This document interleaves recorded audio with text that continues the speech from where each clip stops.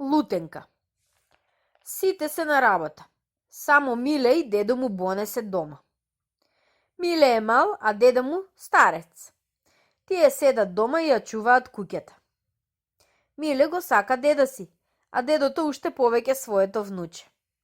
Секогаш се заедно и еден без друг не можат, дури и заедно спијат. Едно утро дедо Боне стана порано и отиде да набере цреши. Ќе ја наполнам кошничкава и ќе го изненадам внучето, си помисли тој. Но тука се излага.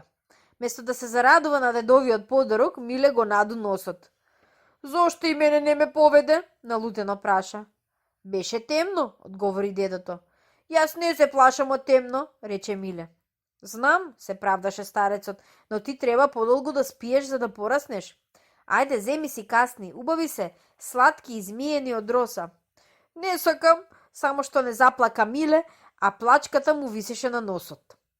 Не секам јас од твоите цреши. Утре ќе те одведам, го теши дедо му.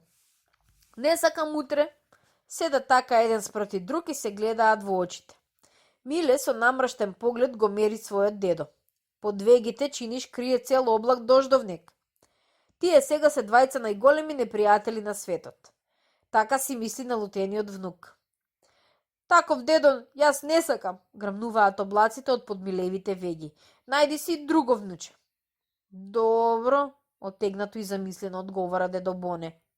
На Миле не му е криво што дедо му е така рамнодушен, па вели. Јас ке се фрлам во бунарот, ке се удавам, да знаеш. Добро, пак оттегнува дедо Боне. Миле веќе не може да издржи. Излегува надвор и се вртка околу бунарот. Гледа надолу, а од длабочината му се завртува свеста.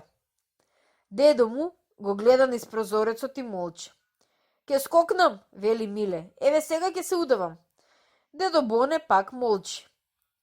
Во тој момент низ портата се подаде висок подгрбавен старец. Тоа е дедото на соседните деца. Секој ден доаѓа кај дедо Боне на разговор. Кога му се приближи на Милета, дедо Филип праша. Миле, дома ли е дедо ти? Тој веќе не ми е дојдо, скржаво му одговори детето. А зошто? Да не сте се скарале? Не е за тоа. Ами, да не те натепал? Не е ни за тоа. Кажиде да видиме во што е работата, настојуваше дедо Филип. Изутрина тој не ме поведе на цреши, измрморе Миле. Ами, се чуди дедо Филип. Не лажам, не праши го него, затоа сега ќе се удавам во бунаров, сериозно одговори Миле, но гласот му трепереше.